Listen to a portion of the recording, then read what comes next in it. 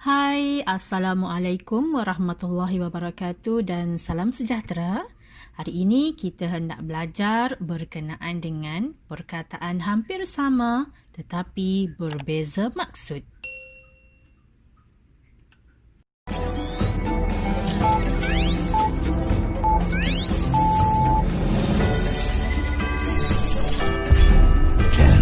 Nine, eight, seven, six, five, four, three, two, one, zero.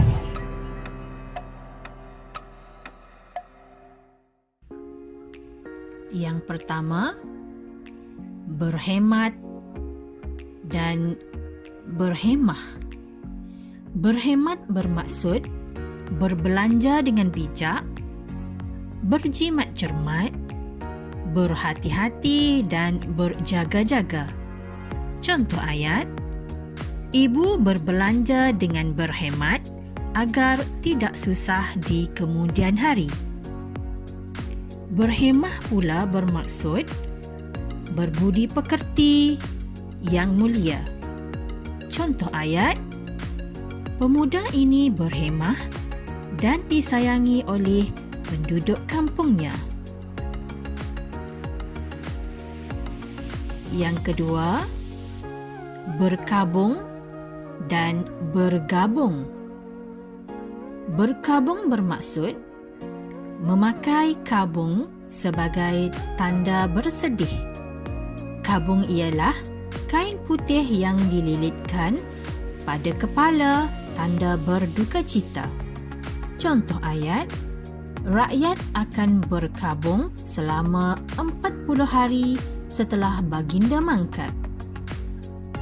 Perkataan bergabung membawa maksud diikat menjadi seberkas, berkumpul menjadi satu dan beberapa kumpulan bersatu. Contoh ayat, syarikat kita akan menjadi kukuh apabila bergabung dengan beberapa buah syarikat lain. Seterusnya, yang ketiga, menuntun dan menonton. Perkataan menuntun membawa maksud memegang tangan untuk memimpin atau mengheret. Contoh ayat, Adam menuntun motosikalnya yang telah rosak. Perkataan menonton bermaksud melihat atau menyaksikan sesuatu pertunjukan. Contoh ayat, kami pergi menonton wayang selepas makan malam. Seterusnya, yang keempat, perkataan resmi dan rasmi. Perkataan resmi bermaksud sifat semula jadi. Contoh ayat, ikut resmi padi, makin berisi, makin tunduk. Perkataan rasmi pula membawa maksud sesuatu perkara yang telah disahkan oleh kerajaan atau pihak berkuasa, diisytiharkan, ditentukan sah oleh kerajaan. Contoh ayat, para tetamu dikehendaki memakai pakaian rasmi ketika menghadiri majlis tersebut. Yang seterusnya, perkataan merasa dan berasa. Perkataan merasa bermaksud mengecap untuk mengetahui rasa makanan atau minuman dengan lidah. Contoh ayat, emak hendak merasa gulai yang dimasak oleh kakak.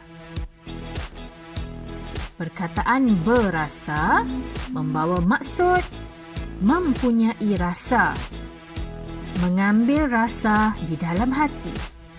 Contoh ayat, saya berasa takut apabila berada di rumah seorang diri.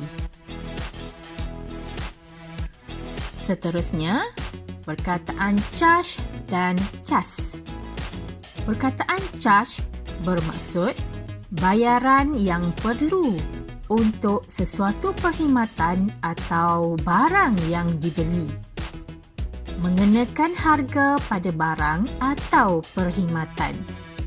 Contoh ayat, ayah dikenakan caj tambahan kerana lewat membayar bil yang dikenakan. Perkataan cas pula bermaksud jumlah tenaga elektrik yang tersimpan di dalam sesuatu. Contoh ayat, kemajuan teknologi terkini membolehkan cas bateri diperbaharui dengan mudah. Seterusnya perkataan tempoh dan tempuh. Perkataan tempoh membawa maksud jangka masa, masa atau waktu. Contoh ayat, abang diberi tempoh 2 minggu untuk menyiapkan tugasannya. Perkataan tempuh pula membawa maksud melanggar, mengharungi, melalui, berjalan masuk ke tempat yang sukar dan mengalami. Contoh ayat, pelbagai dugaan yang terpaksa awak tempuh untuk mencapai cita-cita. Seterusnya perkataan pendalaman dan pedalaman.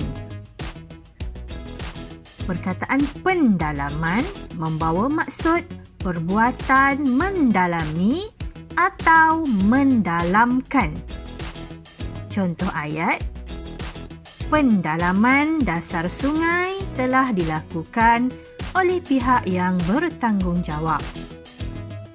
Perkataan pedalaman pula membawa maksud daerah atau kawasan yang jauh dari bandar atau pantai.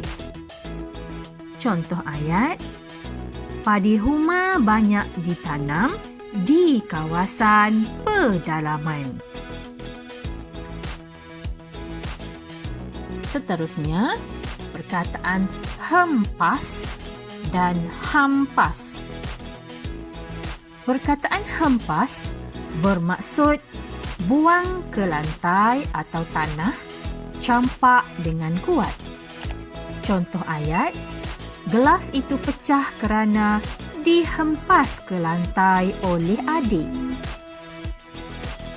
Perkataan hampas pula membawa maksud sisa daripada benda yang sudah diambil pati atau airnya. Contoh ayat, hampas kelapa itu dijadikan makanan ayam dan itik. Dan yang terakhir sekali ialah golongan dan gulungan. Golongan bermaksud himpunan beberapa benda atau orang yang telah digolongkan, kelompok atau kumpulan. Contoh ayat, kerajaan telah memberikan bantuan kepada golongan yang berpendapatan rendah.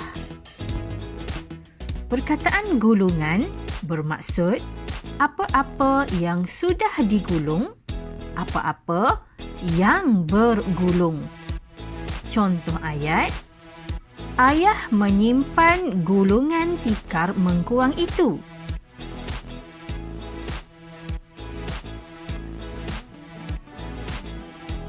Okey, murid-murid, sampai di sini dahulu pelajaran kita pada hari ini.